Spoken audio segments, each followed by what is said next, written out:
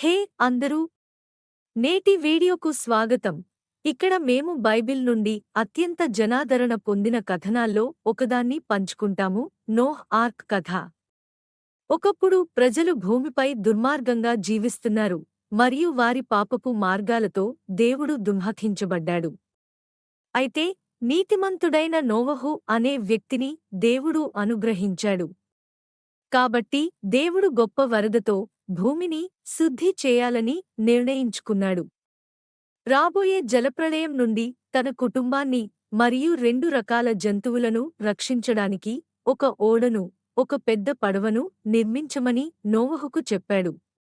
నోవహు దేవుని మాట విని, దేవుడు తనకు సూచించినట్లు సరిగ్గా ఓడను నిర్మించాడు.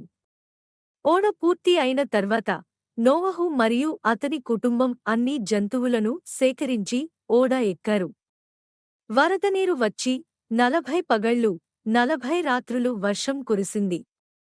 భూమి అంతా నీటితో కప్పబడి ఉంది. దుష్టులందరూ నశించారు.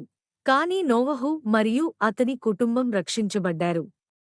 ఓడ చాలా నెలలపాటు నీటిపై తేలుతూనే ఉంది. చివరకు నీళ్లు తగ్గాయి. ఓడ పర్వత శిఖరంపై నిలిచిపోయింది. నోవహు ఒక పావురాన్ని పంపి, అది ఏదైనా పొడి భూమి దొరుకుతుందో లేదో చూడడానికి, కాని అది ఓడకు తిరిగి వచ్చింది. అతను దానిని మళ్లీ పంపించాడు మరియు అది ఆలివ్ కొమ్మతో తిరిగి వచ్చింది. సమీపంలో పొడి భూమి ఉందని సూచించింది. నోవహు, అతని కుటుంబం మరియు జంతువులన్నీ ఓడను విడిచిపెట్టి భూమిని తిరిగి నింపడం ప్రారంభించాయి. దేవుడు నోవహుతో ఒక ఒడంబడిక చేశాడు.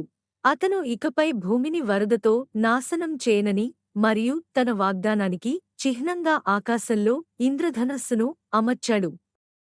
మరియు అది నోహ్ యొక్క ఓడ యొక్క కథడు. ఇది మనకు దేవునిపై విశ్వాసం కలిగి ఉండాలని మరియు ఆయన ఆజ్ఞలను పాటించాలని బోధిస్తుంది. మీరు ఈ కథనాన్ని ఆస్వాదించారని మరియు కొత్తది నేర్చుకున్నారని మేము ఆశిస్తున్నాము. చూసినందుకు ధన్యవాదాలు. తదుపరి వీడియోలో మిమ్మల్ని కలుద్దాం.